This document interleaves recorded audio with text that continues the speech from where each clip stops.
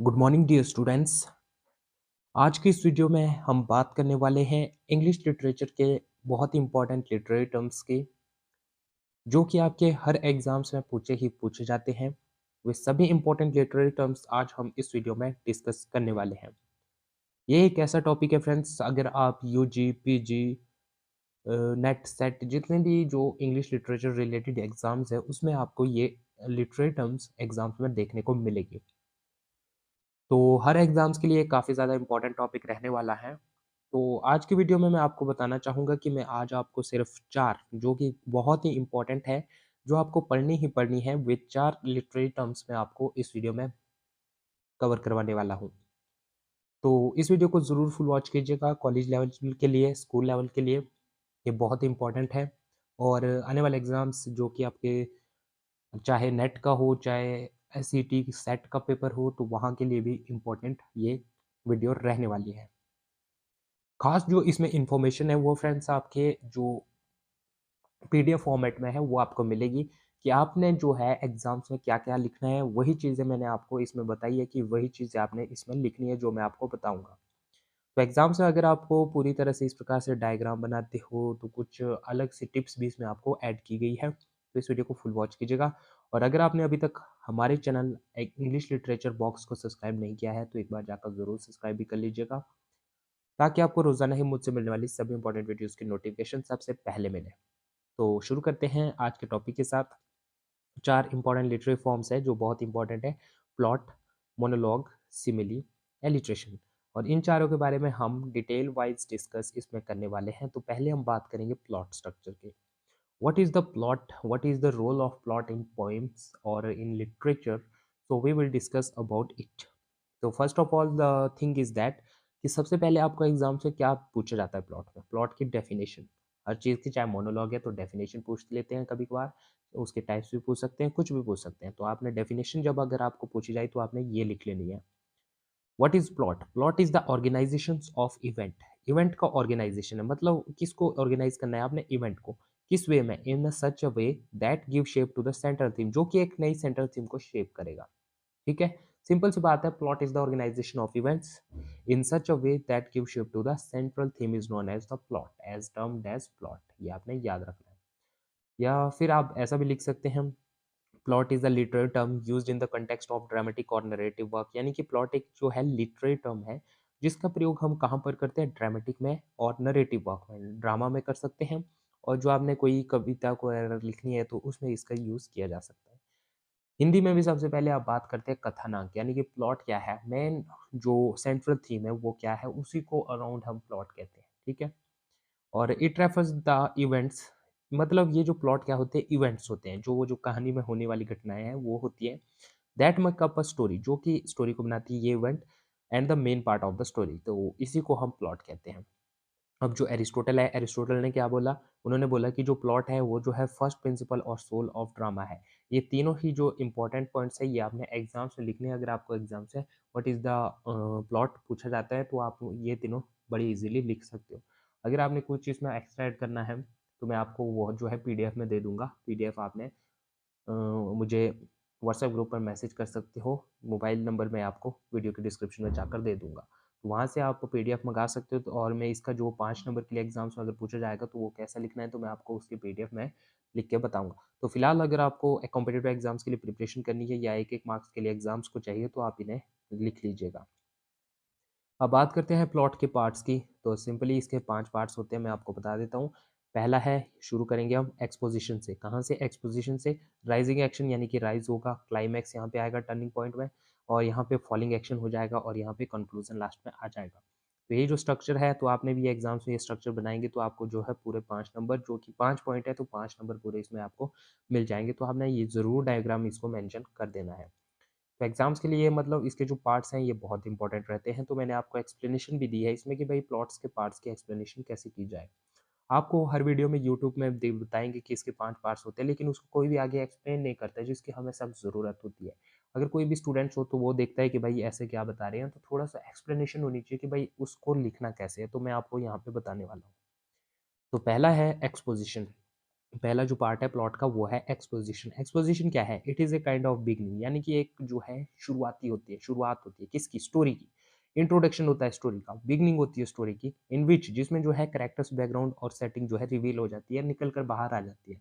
तो मतलब क्या होता है? It is a kind of beginning, ये एक प्रकार की जो है शुरुआत होती है, और द इंट्रोडक्शन होता है किसका? स्टोरी का, जिसमें कैरेक्टर का बैकग्राउंड और जो सेटिंग होती है वो रिवील हो जाती है, पता लग जाती है। दूसरा है राइजिंग एक्शन और कॉम्प्लिकेशन। तो राइजिंग एक्शन क्या होता है? In this part story becomes complicated as the conflict is revert. मतलब स्टोरी क्या बनेगी? कॉम्प्लिकेशन, और दूसरा नाम है कॉम्प्लिकेशन। तो कॉम्प्लिकेशन से आपने यहाँ पे याद रखना है कि स्टोरी कॉम्प्लिकेटेड बन जाएगी। क्यों बनेगी? क्योंकि उसमें कॉन्फ्लिक्ट रिवील हो जाएगा, कॉन्फ्लिक्ट का पता चल जाएगा। It includes the events between the exposition and climax. दूसरी लाइन बहुत ही सिंपल है कि एक्सपोजिशन और जो क्लाइमैक्स है उसके बीच में जो इवेंट्स आएंगे उसको हम राइजिंग एक्शन कहेंगे। तो बहुत ही इंपॉर्टेंट है। तीसरा है क्लाइमैक्स। क्लाइमैक्स होता है द टर्निंग पॉइंट। आपको सभी को पता होगा टर्निंग पॉइंट क्या होता है, तो उसी को क्लाइमैक्स कहते हैं। ये जो है टर्निंग पॉइंट होता है स्टोरी का, जहां पर where the reader wonder, wonder क्या होता है? हैरान होना, वंडर कर देता है कि व्हाट विल हैपन नेक्स्ट, कि भाई अब आगे क्या होने वाला है, तो उसका पता कहाँ पे चलता है? क्लाइमैक्स में। तो ज़रूर आपने ये लिख लेना है कि भाई क्लाइमैक्स क्या होता है? टर्निंग पॉइंट होता है स्टोरी का, जहाँ पर जो रीडर्स को पता लग जाता है कि भाई आगे क्या होगा, उससे रिलेटेड वो शॉक हो जाते हुए आगे क्या होगा, आगे क्या नहीं होगा, तो ये आपने याद रखना है। मेन कैरेक्टर और the protagonist get some new information. इसमें क्या होगा? जो मेन कैरेक्टर होगा, यानी कि स्टोरी में अगर आप मेन कैरेक्टर, तो आपको जो है एक नई जो है इन्फॉर्मेशन मिल जाएगी। तो नई इन्फॉर्मेशन जब मिलेगी तो आप उस इन्फॉर्मेशन पे काम भी करेंगे। जो नई इन्फॉर्मेशन प्रोटोगनिस्ट को मिलेगी तो वो उसके ऊपर एक्ट भी ज़रूर करेगा। तो यही है क्लाइमैक्स, राइजिंग एक्शन, एक्सपोजिशन। ये 3 हो गए, 2 अभी करते हैं। दूसरा चौथा है फॉलिंग एक्शन। फॉलिंग एक्शन क्या होता है? यानी कि डाउन डिक्रीज़ हो गया। अब क्या डिक्रीज़ हो गया? मतलब इसमें क्या होगा? रेज़ोल्यूशन जो है की बिगिनिंग हो जाती है कि भाई अब कंक्लूजन तैयार होने वाला है, कंक्लूजन बनने वाला है अब स्टोरी का, ठीक है? इवेंट्स जो उसमें हैं उनका पता लगने वाला है कि भाई लास्ट में क्या निष्कर्ष निकल के आने वाला है, और कॉम्प्लिकेशंस जो है अपनी-अपनी प्लेस में गिनना स्टार्ट कर देंगे, ठीक है? रेज़ोल्यूशन क्या होगा? कंक्लूजन, स्टोरी का कंक्लूजन क्या रहा? कंक्लूजन पहले तो इसमें स्टार्ट होने वाला था, इसमें क्या हो गया? कंक्लूजन पता लग गया कि भाई कंक्लूजन क्या था, ठीक है? It refers to the final outcome, मतलब रिजल्ट ही बोल सकते हैं आप फाइनल आउटकम, कि भाई इवेंट्स में जितने भी जो फाइनल आउटकम है वो क्या रहे थे, and provides a conclusion to the action. Action को भी ये कंक्लूजन देता है कि एक्शन क्या रहा था, the marks of the end of conflict कैसे रिवील हुआ, कैसे वो मतलब उसमें एंड हो गया, तो उसकी चीज़ की पूरी जो रिजल्ट है वो कौन देगा? आपके पास रिजोल्यूशन। तो ये जो है 5 बेसिक टाइप्स थे, बहुत ही इंपॉर्टेंट है एग्जाम्स के पॉइंट ऑफ व्यू से। तो मैं तो ये बोलूँगा कि आप इसे पढ़ लीजिएगा। जो ये 5 जो ये इम्पोर्टेंट पॉइंट्स है, ये एचपीयू के जो सेकंड ईयर के एग्ज़ाम्स है उसमें भी पूछा गया था, और सीयू टेट के एग्ज़ाम्स में भी ये पूछा गया था। तो ये भी आपने याद रखना है। बहुत इंपॉर्टेंट क्वेश्चन रहेगा। अब नेक्स्ट हम बात करते हैं प्लॉट के कितने टाइप्स होते हैं। तो मैंने बोल दिया कि प्लॉट के 2 टाइप्स होते हैं, तो आपने यही लिखना है कि प्लॉट्स के 2 टाइप्स होते हैं। अब कौन से होते हैं? सिंगल प्लॉट और डबल प्लॉट। अब ये आपने बातें याद रखनी है कि भाई सिंगल प्लॉट और डबल प्लॉट में क्या डिफरेंस है। एग्जाम्स में बहुत बार ये भी पूछा जाता है कि भाई सिंगल प्लॉट और डबल प्लॉट क्या होता है। अब सिंगल प्लॉट मतलब यूनिफाइड प्लॉट, यानी यूनि मतलब एक एक प्लॉट। अब हम पहले बात करेंगे कि सिंगल प्लॉट होता क्या है। A single plot is a kind of plot जिसमें क्या होगा? कंसिस्ट ऑफ ए बिगिनिंग, जो कि बना होता है क्या? पहले तो उसमें बिगिनिंग होगी, एक मिडल होगा, एक एंड होगा। यही तो स्टोरी होती है। पहले इंट्रो होगा, फिर बॉडी होगी, फिर जो है कंक्लूजन होगा। तो इसी प्रकार से इसमें एक बिगिनिंग होगी, इसमें जो है मिडल होगा और एंड भी होगा। तो ये आपने याद रखना है, क्या-क्या होगा? बिगिनिंग होगी, मिडल होगा, एंड होगा, किसमें? सिंगल प्लॉट में। और this kind of A plot does not allow the mixing of tragic with cosmic.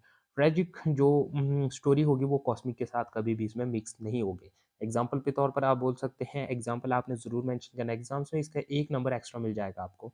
तो उसका नाम क्या है? स्कोपोकल्स की जो ओडियस रेक्स है वो जो है सिंगल प्लॉट पे बनी हुई है। ये आपने याद रखना है, ठीक है?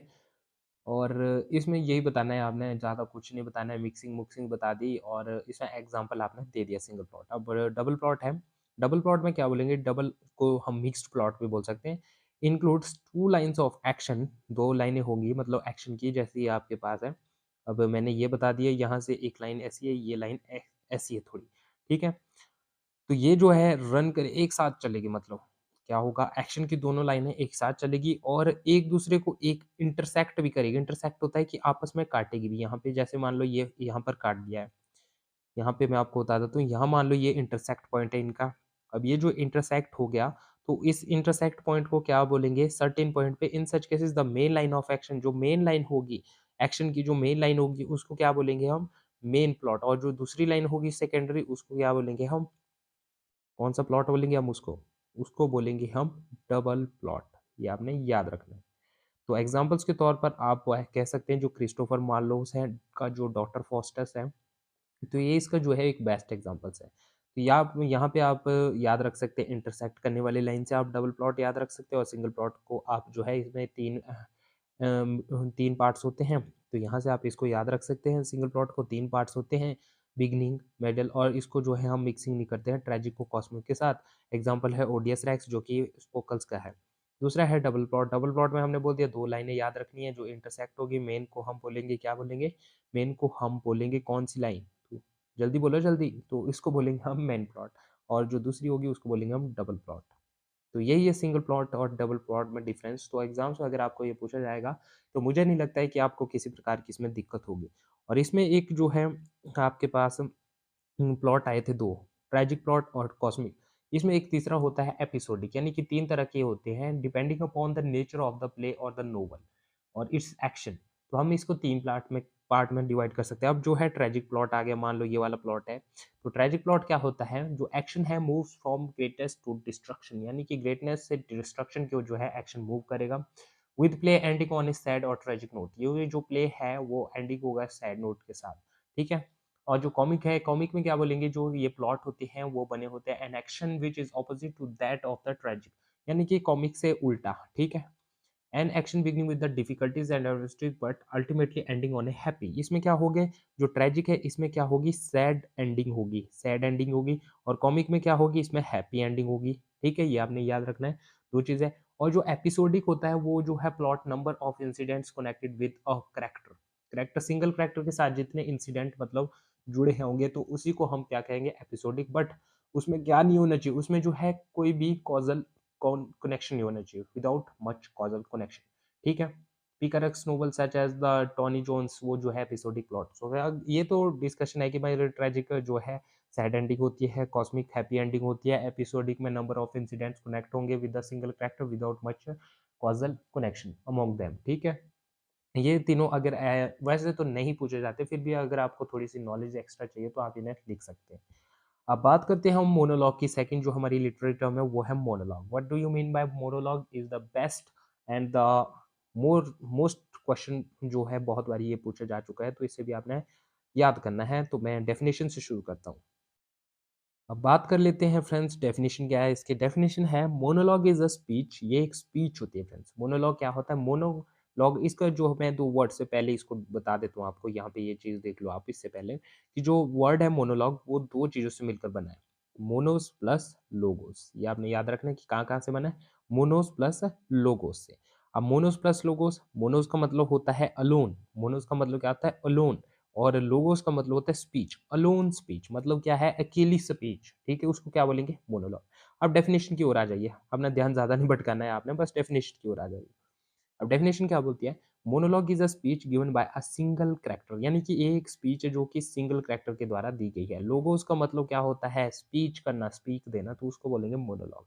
तो monologue is a speech given by the single character. Mono का मतलब होता है अकेले कैरेक्टर ने जो स्पीच दी है उसको हम मोनोलॉग कहते हैं, ठीक है? अब मोनोलॉग में मतलब स्पीच क्यों देगा भाई सिंगल कैरेक्टर? क्या करना उसने स्पीच दे के? तो आप ये भी सोच रहे होंगे। नहीं, अगर उसने in order to express his or thoughts and ideas aloud, अपनी थॉट्स और फीलिंग्स जो उसके शेयर हैं, मतलब उसके मन में जितनी भी जो बातें हैं उसको शेयर करना, उसके दुख सुख बताने के लिए उसको मोनोलॉग की यूज करता है। यानी कि सिंगल स्पीच जो कैरेक्टर के द्वारा दी गई है तो ये अपने फीलिंग्स और आइडियाज को देने के लिए। Monologue is the speech which is given by the characters in order to express his or thoughts aloud, ठीक है? ये आपने याद रखना है the definition. And the next one is which is important, तो ये आपने वर्ड लिख देना है कहाँ से आया। ग्रीक वर्ड से लिया गया है मोनोस लोगोस। तो मोनो से ही आप याद रखें, मोनो का मतलब होता है एक और लोगोस का मतलब होता है स्पीच, यानी कि single speech given by the character is called monologue, ठीक है? दूसरा इंपॉर्टेंट पॉइंट है monologues are found in dramatic medium like films, plays PLAYS लिख देना है friends, plays and also in non dramatic medium like poetry. कहाँ पे होते हैं? फिल्म में होते हैं, प्लेज में होते हैं, पोएट्रीज में होते हैं। पोएट्री क्या है? एक नॉन ड्रामेटिक मीडियम है। तो एग्जाम्स में आपको 1 नंबर के लिए भी पूछा जा सकता है, which one of the following is the non dramatic medium, so you will tick poetry. Okay, तो यहाँ पे आपको पता लग गया है। अब कुछ एक्स्ट्रा इसमें अगर आपने डाल देना है कि भई एग्ज़ाम्पल मैं आपको इसमें दे दूँगा, मोनोलॉग का बेस्ट एग्ज़ाम्पल है, वो लिखेंगे आप पोलोनियस इन हैमलेट। ये जो है एक्सीलेंट एग्ज़ाम्पल है मोनोलॉग का, ठीक है? ये आपने याद रखना है। एचपीयू में ये बहुत बारी पूछा जा चुका है। एचपीयू के जितने भी एग्ज़ाम्स होते हैं, सेकंड ईयर, फाइनल ईयर जितने भी, एमए में भी ये बहुत बारी पूछा जा चुका है और बड़े-बड़े एग्ज़ाम्स, कॉम्पिटिटिव एग्ज़ाम्स में भी ये क्वेश्चन बहुत बारी पूछा जा चुका है। तो इस क्वेश्चन को आप एज़ इट इज़ ही लिखेंगे। जैसा-जैसा वर्ड है वैसे-वैसे आपने उतारना है, बल्कि आप थोड़े से अपने वर्ड्स भी इसमें यूज़ कर सकते हैं, कैरेक्टर की जगह पर्सन लिख सकते हैं, ठीक है? कुछ इस प्रकार से, ठीक है? तो उम्मीद करता हूँ आपको ये समझ आ गई हो। अगर आपको समझ आ गई हो तो फ्रेंड्स एक लाइक करके चैनल को ज़रूर अभी से अभी सब्सक्राइब कर लीजिए, क्योंकि मैं इसके और भी पार्ट्स लेकर आने वाला हूँ। अभी तो बहुत सारी 24-25 इसमें लिटरेरी टर्म्स हैं, वही भी तो हमने डिस्कस करनी है, तो उसके लिए चैनल को सब्सक्राइब कर लीजिएगा ताकि आपको सबसे पहले मेरी वीडियो की नोटिफ़िकेशन सबसे पहले मिले। अब बात करते हैं मोनोलॉग्स के टाइप्स की। बहुत ही सिंपल टाइप है, पहला है सिलिलिक्यू, दूसरा है इंटरनल मोनोलॉग, थर्ड है ड्रामेटिक मोनोलॉग। अब आपने मोनोलॉग, ये फ्रेंड्स सॉरी यहाँ पे जो है थोड़ी स्पेलिंग मिस्टेक है, तो इसको आप थोड़ा-सा करेक्ट कर लीजिएगा। इस प्रकार से ही आपने डायग्राम बनाना है। अगर आपको मोनोलॉग्स के टाइप्स पूछे जाएँगे तो आपने इस प्रकार से डायग्राम बनाना है, बहुत ही अच्छा 2 नंबर इसमें आपको एक्स्ट्रा मिल जाएँगे। ठीक है? अब मैं आपको बताता हूँ 3 तरह के होते हैं, बहुत ही ईज़ी है तीनों टाइप्स की, मतलब इसमें आपको ज़्यादा पढ़ने की ज़रूरत नहीं है, बट शॉर्ट-शॉर्ट में आप इसे याद रख सकते हैं और एग्ज़ाम से पूछे जा सकते हैं। अगर आपने पूरा पढ़ना है तो पीडीएफ में आप देख लेंगे, ठीक है? सिलिलक्यू मैं आपको समझाता हूँ, सिलिलक्यू क्या होता है? Soliloquy is a speech in which a character speaks to himself as no one is listening and the which voice of inner thought aloud। यानी कि इसमें क्या है कि जो स्पीच है वो एक करैक्टर के द्वारा दी जा रही है, ठीक है? वो और ये जो स्पीच है ना कि ऑडियंस को दी जा रही है, ना ही उसको सुनने वाला कोई है। वो जो स्पीच है वो अपने आप में बोल रहा है। अब क्या बोल रहा है, जैसे आप हैं, अपने आप अपने अंदर की जो आवाज़ है उससे बात कर रहे हो, तो उसको हम सिलिलिक्यू कहते हैं, ठीक है? अब जो करैक्टर है, करैक्टर क्या होगा? अगर आपने इसमें लिख देना है, एक और लाइन आप ऐड कर सकते हैं, but the character taking to himself is unaware of other listening. कि करैक्टर को खुद ही नहीं पता है कि भाई मेरी आवाज़ कौन सुन रहा है। तो soliloquy is one of the most fundamental dramatic device used by the Shakespearean in his place. यानी कि soliloquy का सबसे ज़्यादा प्रयोग किसने किया था? शेक्सपियर ने इज़ हिज प्लेस में, ठीक है? अपनी प्लेस में, ठीक है? नेक्स्ट वन हम करते हैं dramatic monologue. Dramatic monologue comment करके ज़रूर बताइएगा फ्रेंड्स, आपको ये वीडियो समझ आ रही है कि नहीं। ड्रामेटिक मोनोलॉग क्या होता है? ड्रामेटिक मोनोलॉग में क्या होगा? मैं आपको बता दूं, जो ड्रामेटिक मोनोलॉग होगा friends, the speaker addresses one और मोर पर्सन। अब अपने सामने आप दो फ्रेंड्स खड़े कर लीजिए, उसको हम ड्रामेटिक मोनोलॉग कहेंगे। आप बोलते रहेंगे, वो सुनते रहेंगे, लेकिन ये क्या है, वो सिर्फ वन वे कम्युनिकेशन बन जाएगा। वन वे कम्युनिकेशन कैसे? मैं आपको बता दूँ, जिसमें आप जैसे रेडियो ही है, रेडियो में क्या होता है कि रेडियो बोलता रहता है। आप उसको नहीं बोल सकते कि भैया आप कैसा बोल रहे हो, क्या गलत बोल रहे हो, अच्छा बोल रहे हो, सही बोल रहे हो, आप अपना फीडबैक नहीं दे सकते। उसको बोलते हैं हम वन वे कम्युनिकेशन। ठीक है? तो इसमें ड्रामेटिक मोनोलॉग में भी सिंपली वो 1 या 2 से अधिक व्यक्तियों के साथ अपनी बातचीत को शेयर करेगा, लेकिन जैसे ही वो शेयर करेगा तो उसके पास वो वन वे कम्युनिकेशन का प्रोसेस बन जाएगा, ठीक है? ऑडियंस क्या रहेगी या फिर लिसनर क्या रहेगा, वो पैसिव रहेगा या फिर साइलेंट रहेगा, चुप वो नहीं कह सकता भाई, सिंपली सी बात है, ये आपने लिख देना है ड्रामेटिक मोनोलॉग में। सिलिलक्यू पता लग गया, अपने आप से बात कर रहा है, ठीक है? इंटरनल मोनोलॉग में क्या होता है, जिसको हम सेल्फ टॉक भी कह सकते हैं, जैसे इसी की तरह ही है, सिलिलक्यू की तरह है, ठीक है? वो जो है टॉकिंग टू हिम, यानी कि अपने आप से बात कर रहा है, expression of the character thought so that the audience can know what is going on inside the. अब जो इसमें क्या होगा, इसमें यही लाइन इंपॉर्टेंट है कि भाई इसमें सिर्फ यही होगा कि जो ऑडियंस है उसको पता लग जाएगा कि भाई जो कैरेक्टर है उसके अंदर क्या चल रहा है, उसके माइंड के अंदर क्या चल रहा है, वो अपनी बात इस तरह से दिखाएगा, कौन? स्पीकर, ठीक है? तो ये हो गए 3, ठीक है? और इसके अलावा 2 और भी रहते हैं, डिपेंडिंग अपॉन द नेचर इस हिसाब से चलती हैं। उसका नाम है डायरेक्ट और इनडायरेक्ट मोनोलॉग। डायरेक्ट मोनोलॉग में क्या होगा, जो ऑथर है उसको नहीं लगेगा, उसे पता नहीं चलेगा कि भई the interior self of the character is given directly as to the reader for overhearing and articulation of the stream of thought and feeling flowing through the character's mind. ठीक है? द इनडायरेक्ट में बोलेंगे the author serves as a selector, presenter, guide, commentator, यानी कि जो author है indirect में वो जो है सिलेक्टर की तरह काम करेगा, प्रेज़ेंटर की तरह काम करेगा, गाइड की तरह काम करेगा, कमेंटेटर की तरह काम करेगा। ये आपको यहाँ पे थोड़ा-सा समझ नहीं आएगा, तो इसके लिए आप पीडीएफ डाउनलोड कीजिएगा।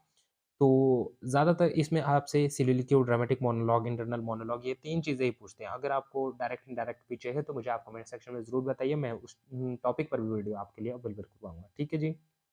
अब बात करते हैं simile, what do you mean bye simile? Simile is the most important and most easy literary term and the most बहुत इंपॉर्टेंट, ये जो लिटरेरी टर्म है वो एग्जाम से बहुत बारी पूछी जा चुकी है। फ्रेंड्स, अगर आपको विश्वास नहीं है तो आप पिछले क्वेश्चन पेपर, चाहे वो आप एक्सपीओ के उठाएंगे, चाहे आप किसी भी कॉम्पिटेटिव लेवल के उठाएंगे, तो वहां पे आपको बहुत सारे क्वेश्चन आपको सिमिली से देखने को मिलेंगे। What do you mean bye simile? तो मैं आपको बता देता हूँ डेफिनेशन क्या लिखेंगे आप। सबसे पहले इसमें हम डेफिनेशन से जाने से पहले हम इस इंटरप्रिटेशन में जाएंगे कि भाई सिमिली होता क्या है। What do you mean by the simile? Simile is the word. Simile क्या है? एक वर्ड है। The word is has been originated from, कहाँ से लिया गया ये वर्ड? तो ये जो है लैटिन से लिया गया है। अब लैटिन से, कोई ग्रीक से लिए गया, लैटिन से लिए गए, तो आपने इसके लिए एक छोटा सा डायग्राम बनाना है। आपने लिखना है ये लिटरेरी टर्म है भाई, ग्रीक से ली गई, ठीक है। ये है आपके पास कुछ लैटिन से ली गई, ठीक है, कोई है फ्रेंच से ली गई, तो तीनों 3 प्रकार से डायग्राम बना सकते, तो आप याद रख सकते हो वहाँ से, ठीक है। ये जो है कहाँ से लिया गया? लैटिन से। अब इसका क्या है, ये जो लैटिन वर्ड था सिमिलिस, सिमिलिस से बना सिमिली। अब जिसका मीनिंग क्या होता है? अ लाइक थिंग, जिसका मतलब होता है अ लाइक थिंग, या लाइट लिखा है तो फ्रेंड्स LIKE आप लिख देंगे। A like thing, likeness, parallel, a comparison between two similar things, ठीक है। डेफिनेशन क्या बोल सकते हैं? In simile both the things must be mention. अब दो चीजों के बीच में कंपेरिजन, यहाँ पे आप सिंपली यहाँ इस वाली डेफिनेशन पे आएंगे, simply simile is the comparison between two similar things. यही डेफिनेशन आपको 1 नंबर पूरा देगी, ठीक है। अब टू डिसिमिलर थिंग्स उसको मेटाफर कहेंगे, और टू सिमिलर थिंग्स उसको हम सिमिली कहेंगे, ठीक है जी। बढ़िया लगा आपको, समझ आ गया तो लाइक कर दीजिएगा, ठीक है। Simile is the comparison between two similar things. Once again I am repeating, simile is the comparison between the two similar things, ठीक है। और सिमिली में क्या होगा? Both things must be mention. अगर आप इस चीज के बारे में, इस चीज के बारे में कंपैरिजन कर रहे हो, तो भाई ये दोनों ही चीजों का मेंशन होना चाहिए कि भाई ये चीज कौन सी है, ये चीज क्या है, क्यों है, कैसे है, ठीक है। ये बातें इसमें लिख देनी है कि सिमिलर इज, दोनों ही थिंग्स मेंशन होनी चाहिए, और similar is the comparison between two things, similar things, ठीक है। इंटरप्रिटेशन में वर्ड जनरेट यहाँ से हुआ जिसका मतलब होता है कंपैरिजन, अ लाइक थिंग, ठीक है। एंड द, क्या बोल सकते हैं आप, कंपैरिजन बोल सकते हैं, पैरेलल बोल सकते हैं, ठीक है। ये था। और सैमुअल जॉनसन ने भी अपनी डेफिनेशन दी है, अगर आप लिखना चाहें तो नोटबुक में नोट डाउन कर सकते हैं। निकाल दिया पेन? तो अब लिख ली भी लीजिएगा। अब क्या है सैमुअल जॉनसन, क्या होता है, वो क्या कहते हैं, वो बोलते हैं कि भाई अ सिमिली, यानी कि to be perfect, must both illustrate and ennoble the subject. मतलब जो सिमिली है वो परफेक्ट, और कैसी होनी चाहिए? परफेक्ट भी होनी चाहिए, और जो है वो एक्सप्लेन भी करनी चाहिए कि भाई सब्जेक्ट को एक्सप्लेनेशन उसको देनी चाहिए कि भाई सब्जेक्ट किस चीज़ से है, उसके बारे में जो जो चीज़ें हैं उसके बारे में वो एक्सप्लेन करे, इलिस्ट्रेट करे, उसकी व्याख्या करे, तो उसी को सिमिली कहते हैं। तो लिखनी क्या है आपने? Once again I am repeating this कि भाई a simile to be perfect must both illustrate and ennoble, ENNOBLE the subject. Alright, तो ये हो गया हमारे पास सिमिली। एंड द सिमिली के लिस्ट मैं आपको बोलता हूँ, सिमिली में क्या क्या आप डालेंगे, मतलब एग्जाम्पल्स ही आप समझ लो, मैं बता रहा हूँ। तो पहला है as sweet as sugar. Sorry friends, यहाँ पे मैंने एक लाइन आपको छोड़ दी इंटरप्रिटेशन में, ये तो बोल दिया, ये भी बोल दिया, ये रह गई। अब मेरे को यहाँ से एग्जाम्पल से याद आई कि भाई ये होता क्या है, तो मुझे लगा कि मैं आपको इसको बता दूं। Her cheeks are as red as roses, ये क्यों लिखा है मैंने, कोई मुझे बता सकता है? तो इसमें एक सिंपल सा फॉर्मूला है कि आप जहाँ पर ए एस लगाएंगे, लाइक लिखेंगे, ठीक है, LIKE, ये दोनों जो वर्ड्स हैं वो सिमिली के वर्ड्स हैं, ठीक है। Her cheeks are as red as roses, यानी कि रेड को हटा दो, एज ही एज दिख रहे हैं, मतलब इसका मतलब है कि भाई जहाँ पे AS लग गया, LIKE लग गया, तो वो जो है सिमिली का एग्जाम्पल है, एग्जाम्पल्स के तौर पर, यानी कि list of simile. As sweet as suitor, ठीक है, शुगर, सॉरी फ्रेंड्स, एस मैंने सोचा ये क्या लिखा गया है, SUGER लिख सकते हैं आप। थोड़ी सी यहाँ पे जो मिसटाइप हुई है तो उसके लिए मैं माफ़ी चाहूँगा। PDF में आपको बिल्कुल अच्छा फॉर्मेट इसमें देखने को मिलेगा, तो आप PDF भी हमारे व्हाट्सएप ग्रुप में मैसेज करके ले सकते हैं। पहला क्या है? As sweet as sugar. Second one is as cute as kitten, as light as feather, as hot as hell, as blind as bat. ये आप एज जहाँ पे लग गया तो मतलब मान लो वो इस सिमिली का एग्जाम्पल है। तो बहुत बार ये भी एग्जाम्स में पूछे जा चुके हैं कि भाई एक एग्जाम्पल दो, दो एग्जाम्पल दो, तो आप सिंपली ये डाल देंगे लिस्ट ऑफ सिमिलीज, ठीक है। अगर फंक्शनिंग का काम देखें तो भाई लिटरेचर में सिमिली मोस्ट कॉमनली यूज्ड है, ठीक है, पोइट्री में। बट अदर फॉर्म्स ऑफ जो राइटिंग है, creative writing such plays, novel, short story also employ them, ये भी इसमें यूज कर सकते हैं, ठीक है, कि मतलब शॉर्ट स्टोरी में भी इसका यूज होगा, नोवेल्स में भी, प्लेज में भी, ठीक है, ये आपने याद रखनी है। अब नेक्स्ट हम बात करेंगे what is alliteration, the fourth and most important literary form of English literature, ठीक है। Alliteration, what do you mean by the alliteration word? Alliteration is the repetition of same consonant sounds at the beginning of words which are that are in close proximity to each other, ठीक है। क्या बोला कि भाई it is the repetition of same consonant sound at the beginning of words the are close proximity to each other. अब मैं आपको एक एग्जांपल देता हूँ। मैं विलियम शेक्सपियर से एक सोनेट लेता हूँ, सोनेट 30 है नाम, गूगल में भी आप सर्च कर सकते हो। वो है लाइन जैसे आपके स्क्रीन में भी दिख पा रहे होंगे, then can I grieve at grievances foregone, ठीक है। अगर आपको स्क्रीन में नहीं दिख पा रही है तो मैं यहाँ पे आपको सिंपली जो है इसमें लिख के भी दे सकता हूँ। देन चलो देख ही रहे होंगे आप स्क्रीन में कि जो, क्योंकि मैंने इसमें ऐड नहीं किया है तो फ्रेंड्स मेरे को ये एक्स्ट्रा ऐड करना पड़ना, मैं इसको थोड़ा सा ऐड नहीं कर पाया था। तो चलो ऐसे ही बता देता हूँ, वहाँ पे एक सोनेट 30 में विलियम शेक्सपियर की लाइन है, then can I grieve at grievances foregone, ये लाइन आपने सर्च करनी है। तो इसमें क्या होगा, इन दिस केस जो जी साउंड है वो एलिट्रेटिव है। अब जी साउंड इसमें ग्रीव में भी आएगी, ग्रीवनेंसेस में भी आएगी, ठीक है, फोरगॉन में भी आएगी। जी पे हम ज़्यादा वो दे रहे हैं ना, ज़ोर दे रहे हैं, तो मतलब जी बार-बार आ रहा है, यानी कि same consonant sound at the beginning of the sentence, so which are in close proximity to each other. अब close proximity to each other मतलब यहाँ पे भी जी होगा, यहाँ पे भी जी होगा, उसको क्या बोलेंगे हम? एलिट्रेशन। अगर आपको समझ आ गया तो एक लाइक कर दीजिए ताकि मैं समझ पाऊँ कि आपको भाई ये समझ आ चुका होगा। अब ये जो दिस रिपीटेशन ऑफ साउंड है, अब जैसे ही आपने बोल दिया, मैंने बोल दिया आपके पास repetition of the same consonant sounds at the beginning of words that are in close proximity to each other, ठीक है। अब ये मैंने बोल दिया, ठीक है, तो ये जो रिपीटेशन ऑफ साउंड्स है, bring attention to the lines in which it is used. अब ये जो रिपीटेशन है साउंड्स की, तो वे क्या करेगी भाई, जो लाइन होगी आपके पास तो उसकी जो अटेंशन है उसको कैच कर लेगी, ठीक है, and creates more oral rhythm, और बहुत ही एक ओरल टाइप की जो रिदम है उसको क्रिएट करेगी, ठीक है। इन पोइम्स और जो एलिट्रेशन है can also refer to repeated consonant sounds in syllable of line, ठीक है, ये भी आपने लिख देनी है इसमें। इंटरप्रिटेशन क्या है? द मेजर वर्क बियोवुल्फ, अब सबसे बढ़िया आपने पढ़ी होगी हिस्ट्री ऑफ इंग्लिश लिटरेचर, अगर आपने पढ़ी है, जो फर्स्ट है एपिक है जो हमारे ओल्ड इंग्लिश लिटरेचर के, वो है बियोवुल्फ। तो वो भी एलिट्रेशन फॉर्म में लिखी गई है, तो उसमें भी एलिट्रेशन का यूज किया गया है, ठीक है। अब पोएम्स की बात करते हैं तो उसमें क्या हुआ, एलिट्रेशन है as a repeated consonant sound is the stress syllable of line. अगर आपको ये सिंपली आपने ऐसे एज इट इज लिख देनी है। अगर आपको ये पूछी जाएगी भाई कि जो एलिट्रेशन है पोएम्स में वो क्या है, तो in poems we can call alliteration as a repeated consonant sounds in the stressed syllable of line. तो इसको हम ऐसा ले सकते हैं, ठीक है। तो जी साउंड मैंने बोल दी, तो वो लाइन आपने गूगल में सर्च कर देनी है कि भाई क्या है line, then can I grieve, GRIEVE, at GRIEVANCES FOREGONE, ये बेस्ट एग्जांपल है एलिट्रेशन का, ठीक है। एलिट्रेशन के साथ साथ आपके पास एक जो और शब्द है जिसमें आप बहुत ही कंफ्यूज रहते हैं वो है एसोनेंस। एसोनेंस क्या होता है? एसोनेंस होता है repetition of the vowel sound, ठीक है। फिर आता है कॉन्सोनेंस, कॉन्सोनेंस भी क्या होती है, repetition of the consonant sound, ठीक है। अब द डिफरेंस कहाँ पे आ गया, एलिट्रेशन और कॉन्सोनेंस दोनों में हमने बोला कि रिपीटेशन ऑफ द साउंड्स, हमने एलिट्रेशन में भी बोला कि भाई जो ये क्लोज प्रॉक्सिमिटी में होंगे और रिपीटेशन होगी सेम कॉन्सोनेंट्स। कॉन्सोनेंट क्या होंगे? कॉन्सोनेंट आपको पता ही होगा, वोवल आपको पता है, ए ई आई ओ यू, ठीक है। कॉन्सोनेंट के जो बाकी लेटर्स बचे वो क्या है, वो कॉन्सोनेंट है, तो वो साउंड जो है लाइन्स में फर्स्ट में आ जाएगी।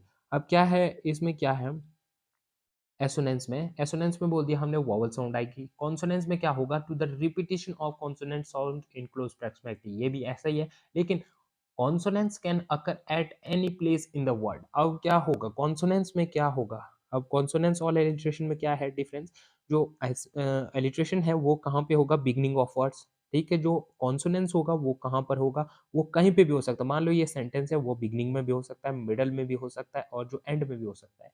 तो जो कॉन्सोनेंस होगा उसकी जो साउंड होगी कॉन्सोनेंट की वो जो है कहीं पे भी हो सकती है। It doesn't matter whether the syllables or stress syllables for the repetition of the consonant sounds to count as the consonants। तो ये आप कह सकते हैं इस प्रकार से। So we can say that the alliteration is the beginning of words of beginning or in the beginning of words the repetition of same consonant sounds and the major work is be over। So आप इसे याद रखेंगे। तो friends आज की video में मैंने आपको एलिट्रेशन, सिमिलीज और मोनोलॉग और जो आपके पास प्लॉट है ये चार जो है मोस्ट इंपॉर्टेंट जो लिटरेरी टर्म्स है ये मैंने आपको इस वीडियो में करवा दी हैं। जो कि आपके एग्ज़ाम्स के लिए बहुत इंपॉर्टेंट और हेल्पफुल रहने वाली थी। तो ये आपको आने वाले एग्ज़ाम्स में पूछी जा सकती है, तो ये आपने ज़रूर नोट कर देनी है और साथ ही साथ अगर आपने अभी तक हमारे चैनल इंग्लिश लिटरेचर बॉक्स को सब्सक्राइब नहीं किया है, तो फ्रेंड्स मैं आपको बोल रहा हूँ कि भई एक बार जाकर ज़रूर सब्सक्राइब कर लीजिएगा। क्योंकि अभी तो ये 4 ही इंपॉर्टेंट आई, अगर आपको इसमें से समझ नहीं आई तो मुझे आप कमेंट सेक्शन में ज़रूर बताइए। वैसे तो आपको ये समझ आ चुकी होगी मुझे उम्मीद है। बाकी जो लिटरेरी टर्म्स है मैं आपको नेक्स्ट पार्ट में आपको इसमें बताऊँगा क्योंकि ये वीडियो थोड़ी-सी लंबी जाएगी। मैं थोड़ा-सा ज़्यादा डिटेल में एक्सप्लेन करता हूँ तो फ्रेंड्स वीडियो थोड़ी-सी लंबी जाती है। इसके कारण आप भी थोड़े-से बोर फ़ील करेंगे तो आपको भी तो रेस्ट चाहिए ना। तो इसीलिए तो मैं कह रहा हूँ कि चैनल को सब्सक्राइब कर लीजिए और इसी के साथ मिलता हूँ अपने नेक्स्ट वीडियो में। तब तक के लिए जय हिंद, जय Bharat and thanks for watching the video and best of luck for next competitive exams.